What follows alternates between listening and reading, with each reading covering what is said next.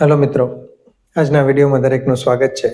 આગળ વધીએ એ પહેલાં રોકાણના જોખમનું ડિસ્ક્લેમર બરાબર જોઈ લેવું. આજના વિડીયોમાં થોડું ઘણો વિડીયો આપણો લાંબો થશે કદાચ. કોશિશ કરું છું કે બને એટલું ટૂંકમાં સમઅપ થાય, પણ કેટલીક વાત કરવાની છે એટલે બને કે થોડું ઘણો 2-5 મિનિટ વધારે થાય તો જોઈ લેવું. અને જે કંઈ એનાઉન્સમેન્ટ કે જે કંઈ થોડું ઘણું પ્લાનિંગ ચાલી રહ્યું છે એના માટેની વાત છે. એટલે ખાલી જે લોકોને સ્ટોકના નામ માટે અથવા તો સ્ટોકની ચર્ચાનો જે વિષય હોય એમનો આપણે પહેલાં કવર કરી લઈએ. બજારની વાતથી શરૂઆત કરીએ તો સોમવારે આજે બજાર વીક જ થોડું ઘણું ખુલ્યું હતું. થોડી વાર સ્ટ્રોંગ રહ્યું, પછી સતત નીચે જ આવતું રહ્યું અને લગભગ કોઈ જાતની ખાસ સ્ટ્રેન્થ બજારમાં ક્યારેય આખા દિવસમાં બહુ નોંધપાત્ર આવી હોય રિકવરી એવું કંઈ લાગ્યું નથી. વધારે વીકનેસ ઉપર જ હતું. એટલે બની શકે કે આજે કદાચ એફઆઈઆઈની વેચવાલી હોય, થોડી ઘણી હોય, એનો ફિગર કદાચ નાનો સૂનો હોય, પણ ઓલ ઓવર ટ્રેન્ડ જે છે હજી જ પણ નક્કી નથી થતો કે અહીંયાથી સારું એવું બ્રેકઆઉટ આપીને ઉપર જાય કે કરેક્શન આવશે. 26,000ની આજુબાજુ ચાલ્યા રાખે છે બજાર. મિડ કેપ અને સ્મોલ કેપ થોડા ઘણા સ્ટ્રોંગ છે, જોકે આજે તો એમાં પણ કંઈ ખાસ સ્ટ્રોંગનેસ નહોતી, પણ તેમ છતાં ઠીક પ્રમાણમાં જોવા મળતું હતું. એક ખાસ આપણા ચેનલ ઉપર એક ડિસ્કસ કરેલો સ્ટોક મારા ધ્યાનમાં આવ્યો એટલે કહી દઉં. ખાસ કરીને ક્રાફ્ટ્સમેન ઓટોમેશનની આપણે ચર્ચા કરી હતી, ત્યાર પછીથી તો ખૂબ હાઈ ઉપર ગયો હતો. લાઈફ ટાઈમ હાઈને પણ હમણાં ક્રોસ કર્યો હતો અને આજે 5% જેવો ડાઉન હતો. કંપની ફંડામેન્ટલી કોઈ જાતની તકલીફવાળી કે કશું જ નથી, પણ છતાં બી લાઈફ હાઈ સુધી જઈ અને શું કામ ડાઉન હતો એ વસ્તુ જોવી પડે. જો કે લગભગ સામાન્ય જે સબસ્ક્રાઈબર કે સામાન્ય જે રોકાણકારો છે એ લગભગ આવા સ્ટોકમાં રુચિ ઓછી ધરાવતા હોય છે, પણ છતાં કોઈ મિત્રએ કોઈ પણ એલોકેશન કર્યું હોય તો ખાલી અપડેટ છે, કોઈ પણ લેવાની કે વેચવાની ભલામણ નથી. પણ વિડીયો બનાવ્યો ત્યાર પછીથી તો સારો એવો અપ જઈ અને કદાચ પ્રોફિટ બુક કરી શકાય જો આપણો મોમેન્ટમ ઇન્વેસ્ટિંગ હોય તો એટલા હદ સુધી ગયેલો છે. અને પછી આજે 5% ડાઉન છે. 5% ઘટાડામાં શું કરાય, લેવાય વેચવાય કે એવી કોઈ ભલામણ નથી, પણ ઇન્ટરેસ્ટિંગ સ્ટોક છે. અને કંપનીના ફંડામેન્ટલ્સમાં જો કોઈ ખાસ ફેરફાર ન આવ્યો હોય, કોઈ એવા ન્યૂઝ ન હોય, તો બિઝનેસ વાઇઝ અને બધી રીતે ખૂબ સરસ સ્ટોક છે. એટલે એ ધ્યાનમાં રાખવું જોઈએ. ખાલી એક અપડેટ છે સ્ટડી માટેનો. ત્યાર પછીથી આજે જે આપણે વાત કરવાની છે એ 2 સ્ટોકની વાત કરી છે. નવા એટલે કે આપણે આ ચેનલ ઉપર વાત નથી કરીને એ સ્ટોક બેરિંગ ઇન્ડસ્ટ્રીના સ્ટોક છે બંને. SKF. આપણે અગાઉ શેફલર અને ટિમકેનની થોડી ઘણી વાત કરેલી છે, તો બેરિંગ ઇન્ડસ્ટ્રીનો દિગ્ગજ જે સ્ટોક છે એની પણ થોડી ચર્ચા કરી લઈએ કે એમાં હમણાં ડીમર્જર થયેલું છે. એટલે કે SKF ઇન્ડિયા જે છે એના 2 ભાગ પડ્યા છે, એક SKF ઇન્ડિયા અને એક SKF ઇન્ડસ્ટ્રીયલ. હજી હમણાં જ લિસ્ટ થયો છે અને આજે પ્રમાણમાં સ્ટ્રોંગ હતો. બિઝનેસના ડીમર્જર પહેલાં થોડાક ફાઇનાન્શિયલ્સ જોઈ લઈએ, કારણ કે SKF ઇન્ડસ્ટ્રીયલ જે છે એના ફાઇનાન્શિયલ અલગથી હમણાં આપણને નહીં મળે, પણ SKF ઇન્ડિયાના જે છે એ જોવા જઈએ તો 21% ROE અને ROC લગભગ 26-27% જેવું છે. PE રેશિયો પણ મોડરેટ કહી શકાય. અર્નિંગ ને બધું સારું છે પ્રમાણમાં કંપનીમાં. અને આમ જોવા જઈએ તો દરેક જગ્યાએ ટીક થાય એવું છે. છેલ્લા ક્વાર્ટરનું રિઝલ્ટ પણ સારું આવ્યું છે.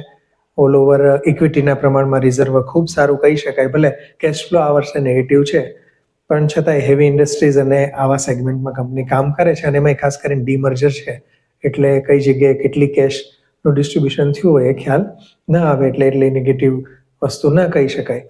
પ્રમોટર હોલ્ડિંગ પ્રમાણમાં સારું, ઇન્સ્ટિટ્યુશન્સ હોલ્ડિંગ પણ સારું છે અને પબ્લિકનું હોલ્ડિંગ જે છે પ્રમાણમાં ઓછું કહી શકાય એ રીતનું છે. એટલે SKF જે છે એ બધા જ રોકાણ માટે કે આપણે સ્ટડી કરવા માટેના બધા ખાના ટીક કરે છે કે બધું બરાબર એમાં લાગે છે અને એક સારી કંપની, સારો બિઝનેસ કહી શકાય. હવે જે ડીમર્જર થયું છે એ 1:1નું થયું છે, એટલે જેની એક શેર SKFનો હતો એમને એક શેર SKF ઇન્ડિયાનો મળ્યો અને એક SKF ઇન્ડસ્ટ્રીયલનો એમની પાસે આવ્યો છે. અને પ્રાઇઝમાં પણ પેલો 1700ની આજુબાજુ છે અને SKF ઇન્ડસ્ટ્રીયલ આજે 2500-2600ની આજુબાજુથી કામ કરે છે. હવે બંનેના બિઝનેસમાં એવું છે કે SKF ઇન્ડિયા જે છે એ વધારે પડતું ઓટોમોટિવ બેરિંગ્સ જે છે એમાં કોન્સન્ટ્રેશન કરવા માટે એનું ડીમર્જર કર્યું છે. અને ઇન્ડસ્ટ્રીયલ જે છે SKF એ બધું ઇન્ડસ્ટ્રીયલ બેરિંગનું આખું સેગમેન્ટ છે. ઇન્ડસ્ટ્રીમાં જે જરૂર પડતી હોય ઓટોમોબાઈલ સિવાયના બધા સેક્ટરમાં એની અંદર કામ કરે છે. અને બેરિંગ સિવાયની પણ કેટલીક બીજી પ્રોડક્ટ પણ SKF ઇન્ડિયાની અંદર તો છે જ કે જેમાં ઈવીને લગતું પણ થોડું ઘણું પોર્શન છે, પણ હજી એ બધા સેગમેન્ટ બહુ નાના છે. પણ આ બંને સ્ટોક ઇન્ટરેસ્ટિંગ છે અને ખાસ કરીને એસકેએફ ઇન્ડસ્ટ્રીયલ જે છે એને ધ્યાનમાં રાખવો જોઈએ અને સ્ટડીના પર્પઝથી જોવો જોઈએ. પ્રમાણમાં બંને સ્ટોક સારા કહી શકાય એવા છે. અને સ્કેફલર ઉપર પણ આપણે જે અગાઉ વિડીયોમાં વાત કરી હતી તો એના ઉપર પણ ઇન્ટરેસ્ટિંગ સ્ટોક લગભગ 2800-2900 કે 3ની આજુબાજુ હતો ત્યારે આપણે ચર્ચા કરી હતી. અત્યારે પ્રમાણમાં સારું એપ્રિશિએશન છે, પણ હજી પણ એમાં એપ્રિશિએશન વધારે આગળ થઈ શકે એવા ચાન્સીસ પૂરેપૂરા છે. એટલે આ બે સ્ટોક ખાસ આપણે ધ્યાન રાખવા જોઈએ અને એને વોચ કરવા જોઈએ. ઇન્ડસ્ટ્રીયલ જે છે મને થોડો વધારે ઇન્ટરેસ્ટિંગ લાગે છે. જોઈએ આગળ હવે એના ભાવની મુવમેન્ટ કઈ રીતે રહે છે. પછીનો એક ક્વેશ્ચન છે કે જે બે એક પ્રશ્ન મિત્રએ પૂછ્યો છે એમાં છે vintage coffee and beverages company વિશે. તો કોફીનું ટ્રેડિંગ કરતી અને બેવરેજીસ, કોફીને ચિકોરી છે, ચિકોરી એટલે બુંદાણા કહીએ લગભગ આપણે, એને લગતી પ્રોડક્ટનું ટ્રેડિંગ કરતી કંપની છે. આમ એક્સપોર્ટ હાઉસ કહી શકાય, પણ મેઇનલી કોફીના બિઝનેસમાં છે. અગાઉ આના જેવી જ કંપની ટાટા કોફી હતી અને બીજી જે કહેવાય કે કન્સોલિડેટ CCL પ્રોડક્ટ, એ બંને થોડી ઘણી એની કોમ્પ્યુટર કહેવાય, પણ ટાટા કોફી હવે મર્જ થઈ ગઈ છે કન્ઝ્યુમર પ્રોડક્ટની અંદર. એટલે પિયર્સ કંપનીના બહુ ઓછા બન્યા છે. થોડો ઘણો સિઝનલ બિઝનેસ છે, કોફીના પાક ઉપર છે અને સિઝન પ્રમાણે એમાં કેવું પાકનું વળતર થાય છે. ઘણી વખત કોફીના ભાવ એટલા બધા વધઘટ થતા રહેતા હોય છે, એટલે આ બધી વસ્તુ થોડી બિઝનેસ ઉપર અસર કરે છે. બાકી કંપની સારી કહી શકાય પ્રમાણમાં. ROE ને ROC ઠીક છે, PE રેશિયો પણ ઓકે કહી શકાય એવો છે. અને છેલ્લા ક્વાર્ટરનું રિઝલ્ટ પણ પ્રમાણમાં ઠીક આવ્યું છે. બહુ સારું કે બહુ ખરાબ નહીં, બધા રેશિયો ઓકે કહી શકાય એવા છે. પ્રમોટર હોલ્ડિંગમાં પણ બધું આમ ઠીક લાગે છે. બહુ વધારે પોઝિટિવ નેગેટિવ નથી જોવા મળતું એની અંદર. પણ તેમ છતાં આશ્ચર્યજનક રીતે FIIનું હોલ્ડિંગ જે છે એ થોડું દેખાય છે. એટલે આ રીતનો સ્ટોક છે. કોઈ ઇન્ટરેસ્ટિંગ આ દ્રષ્ટિએ નથી લાગતું ફંડામેન્ટલ્સની દ્રષ્ટિએ. ભાવની મુવમેન્ટ જે છે એ હોલ્ડિંગ હોય તમારી પાસે તો થોડું તમારે તમારી રીતે સ્ટડી કરવો પડે. બીજો એક ક્વેશ્ચન છે વંડર ઇલેક્ટ્રિકલ્સનો. તો વંડર ઇલેક્ટ્રિકલ્સની અંદર પણ બહુ મીડિયમ 2000 કરોડ જેવી કંપની છે.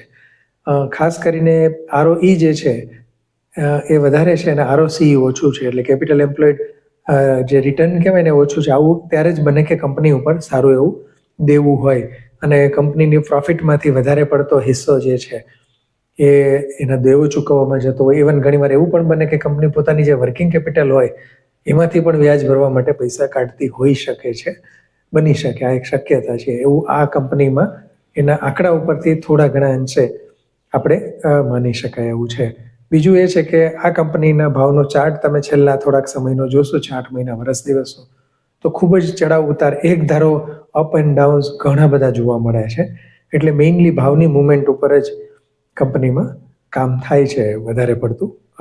ફાઇનાન્શિયલ્સની દ્રષ્ટિએ દેવું તો વધારે છે, જે આપણે જોઈ લીધું ROCE ને ROEમાંથી. PE રેશિયો જે છે પણ ખૂબ જ હાઈ કહી શકાય. 100ની ઉપરનો PE રેશિયો જો આપણે આ પ્રકારની કંપનીઓને દેવાનો થતો હોય તો પછી કોઈ હાઈ PE વાળી તો ઘણી બધી સરસ કંપનીઓ છે કે જેનું રિઝલ્ટ પ્રમાણમાં સારું હોય, ગ્રુપ સારા હોય, બરાબર. અને એવો જ એક સ્ટોક આજે ધ્યાનમાં આવ્યો છે, એ છે ટ્રેન્ટ લિમિટેડ. આમ તો આપણે એકવાર એની ચર્ચા કરી છે. ટાટા ગ્રુપની કંપની જે વેસ્ટ સાઇડ અને ઝુડિયોના આખી ફ્રેન્ચાઇઝી અને બીજા પણ ઘણા બિઝનેસ મોડેલ છે એના, એ પણ ઇન્ટરેસ્ટિંગ સ્ટોક જ છે. પણ ગ્રોથ વિશે થોડું આવનારા સમયમાં કન્સર્ન છે. પણ હાઈ PEમાં જવું હોય તો આવા ઘણા બધા સ્ટોકના ઓપ્શન છે. ભલે આ સેગમેન્ટ આખું અલગ થઈ જાય છે, પણ આ રીતનું છે. પણ છતાં ભાવની મુવમેન્ટમાંથી જ કંઈક અથવા કઈ કંપનીમાંથી કોઈ સમાચાર કે એને રિલેટેડ કંઈ વસ્તુ આવે તો પછી નાના ભાવનો સ્ટોક છે તો કદાચ ગમે તે થઈ શકે, અથવા અહીંથી કંપની આખી ચેન્જીસને ટ્રાન્સફોર્મેશનમાં જાય, ટર્ન અરાઉન્ડમાં જાય, તો એના માટે ટેકનિકલી બ્રેકઆઉટને આ બધું જરા જોઈ અને ફાઇનાન્શિયલને વોચ કરી અને પછી આગળ વધી શકાય છે. અને બીજું કે કંપની છેલ્લા કેટલાય સમયથી પ્રમોટરોનું હોલ્ડિંગ ઘટતું જાય છે. આ પણ એક ચિંતાનો વિષય કહેવાય. ભલે FII અને DIIનું થોડું એ પ્રમાણે વધે છે, પણ એટલું બધું ન કે જેટલું પ્રમોટરોએ ઘટાડ્યું છે. અને પબ્લિકનો હિસ્સો ઘણો બધો છે. એટલે વંડર ઇલેક્ટ્રિક્સ ખાસ કરીને ફંડામેન્ટલ્સની દ્રષ્ટિએ બહુ કન્વિક્શન આવતું હોય એવી કંપની નથી લાગતી મિત્રો. એટલે આ રીતે છે. તેમ છતાંય આપણે મેં અગાઉ કહ્યું એ રીતે કે કોઈ ભલામણ લેવાની, વેચવાની કે તમારી પાસે હોય તો શું કરવું એ નથી આપતા આપણે. ખાલી કેટલીક એવી તથ્યો જે છે આપણે અહીંયા રજૂ કરીએ કે એમાંથી કદાચ તમને કોઈ માર્ગદર્શન મળી રહે. બાકી અલ્ટિમેટલી તો છેલ્લે જે કહેવાય ને કે ભાવ જે છે એ જ નક્કી કરે છે બજારને, અને એ જ પ્રમાણે ભાવની મૂવમેન્ટ. કારણ કે ખાલી ફંડામેન્ટલ્સને આધારે જ દરેક વ્યક્તિ રોકાણ કરતી હોય કે ટ્રેડ કરતી હોય એવું નથી હોતું. ભાવને આધારે પણ તમે કેટલાક નિર્ણયો લઈ શકો છો તમારી રીતના, કે અહીંયા સુધીનો હોઈ શકે છે એમ. બીજી જે આપણે વાત કરી એ એનાઉન્સમેન્ટની, એક આપણો ETF અને મ્યુચ્યુઅલ ફંડ ઇન્વેસ્ટમેન્ટ માટેનો વિડીયો તૈયાર થઈ રહ્યો છે અને ટૂંક સમયમાં જ આવશે. એટલા માટે કે એક નાને પાયેથી આપણે એક પેઢી બનાવી અને એનું કામકાજ શરૂ કર્યું છે. બધા જ પ્રકારના મ્યુચ્યુઅલ ફંડના ડિસ્ટ્રીબ્યુટર આપણે છીએ, અને એ સિવાય ઇન્સ્યોરન્સ અને ટર્મ ઇન્સ્યોરન્સ અને હેલ્થ ઇન્સ્યોરન્સ, મેડિક્લેમ આ બધામાં પણ કામ કરીએ છીએ. તો ખાસ કરીને જે મિત્રોને મ્યુચ્યુઅલ ફંડ્સ અને ઇન્વેસ્ટમેન્ટ માટેના પ્રશ્નો હોય, કે જેને જોડાવવું હોય, મીન્સ કે મારા થ્રુ માર્ગદર્શન લેવું હોય મારી સાથે જોડાઈને એમાં, તો એ મિત્રો પોતાનો મોબાઈલ નંબર કોમેન્ટમાં લખે એટલે એમને ફોન આવી જશે. હવે આગળના સમયમાં હજી કદાચ એકાદો ફોન નંબર ઓફિસનો જે ડેડિકેટેડ આવે ત્યાં સુધી એવું રાખીએ કે કોઈ મિત્રને, પછી જે મિત્ર આપણી સાથે એ રીતે જોડાયેલા હોય એમાં બની શકે કે એને આપણે પર્સનલી પણ ગાઈડન્સ કે માર્ગદર્શન આપી શકીએ. મ્યુચ્યુઅલ ફંડ માટે પણ કોઈ ભલામણ કે એવું કરવામાં નથી આવતું કે તમારે કયું લેવું જોઈએ કે કયું વેચવું, રિડીમ કરવું જોઈએ કે નવું ઇન્વેસ્ટમેન્ટ કરવું જોઈએ, પણ કઈ સ્કીમ જે છે કઈ રીતની છે, એમાં શું રિટર્ન્સ આવી શકે છે, એના વિશેના પ્રોજેક્શન્સ, એનું નેચર કઈ પ્રકારનો છે, આ બધી વસ્તુઓ આપી શકાય છે. અને ખાસ કરીને મ્યુચ્યુઅલ ફંડની વાત કરીએ ત્યારે એની જે પરીક્ષા પાસ કરી છે અને ગાઈડલાઈન પ્રમાણે એ ખાસ અહીંયા જણાવવું જરૂરી છે કે મ્યુચ્યુઅલ ફંડ ઇન્વેસ્ટમેન્ટ પણ બજારના જોખમ સાથે સંકળાયેલું છે. એટલે બજારના જોખમને ધ્યાનમાં લઈ અને એના ડોક્યુમેન્ટ બરાબર ધ્યાનથી જોઈ એને સમજી અને ત્યાર પછી ઇન્વેસ્ટમેન્ટ જે છે એનો નિર્ણય લેવો જોઈએ. ટીવીમાં પણ એડ આવે ત્યારે mutual fund investment R subject to market read all the documents and prospectus carefully. આ જે ડિસ્ક્લેમર આવે છે એ અમારા માટે પણ કહેવાય કે MFA લાગુ કર્યું છે, એટલે આ વસ્તુ જરૂરી છે. પણ જેમને પણ અત્યારે જોડાવાનો ઇન્ટરેસ્ટ હોય મિત્રો, એ ખાસ પોતાનો મોબાઈલ નંબર લખે એટલે એમને વોટ્સએપ મેસેજ આવી જશે. કદાચ ફોનથી રૂબરૂ વાતચીત કરવા માટેના સમયની મુશ્કેલી હોય તો વોટ્સએપમાં ચોક્કસ તમને એનો જવાબ આપવામાં આવશે, અને એના માટેની કોઈ પણ જે ચર્ચા હોય કે કઈ રીતે શું છે એ બધું એને આપણે આન્સર આપવાનો પ્રયત્ન કરવામાં આવશે. ઇવન આજે કંપનીઓની પણ વાત કરી, એ વિડીયો પણ કેવો લાગ્યો અને એના વિશે પણ તમને કંઈ કોમેન્ટ્સ હોય તો ચોક્કસ લખશો મિત્રો. લાઇક, શેર અને સબસ્ક્રાઈબ કરવાનું ભૂલશો નહીં. જય હિન્દ, ધન્યવાદ.